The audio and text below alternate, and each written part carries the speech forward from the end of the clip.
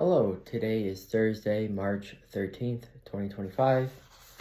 For today's reading, Saint of Darkness, that is Mother Teresa. On this day in 1997, Mother Teresa, who is known around the world for her love and care for the poorest of the poor, the sick, and the forgotten, stepped down as head of the Missionaries of Charity.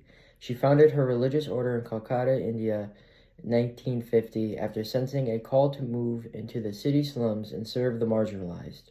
Her announcement to step down marked the end of 47 years of leadership. Mother Teresa would die just 6 months after making the decision. It was only after her death that details of Mother Teresa's interior life began to surface.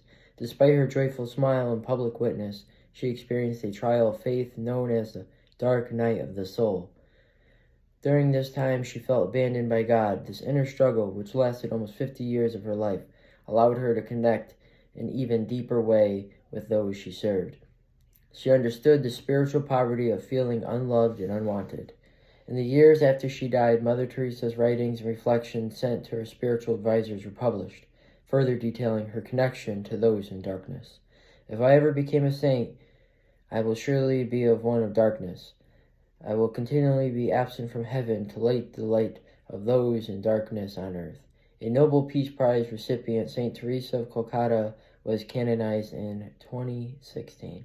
On this day, in 2013, Pope Francis was elected Pope. John 18:15-16. Simon Peter and another disciple followed Jesus.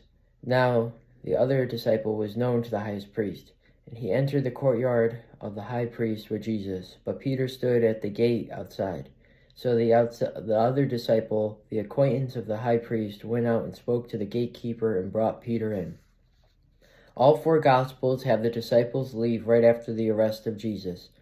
Matthew and Mark describe it as a flight.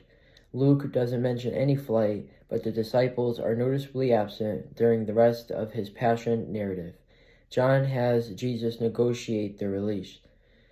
All four Gospels then say that Peter followed Jesus to the courtyard of the high priest. Matthew and Mark note that he followed at a distance, which is not how true disciples follow the Lord.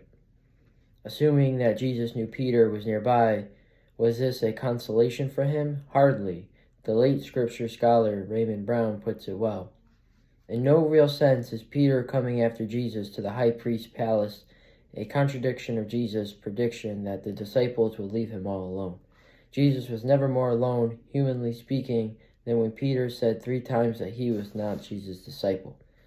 There are times when I feel very much alone. Friends, even close friends, can't fully be with me at my deepest level when I suffer a major setback, heartache, or loss. Ever experienced that loneliness? Talk to the Lord about it. He's been there. Spend some quiet time with the Lord. I appreciate you for being here, and I will catch you tomorrow.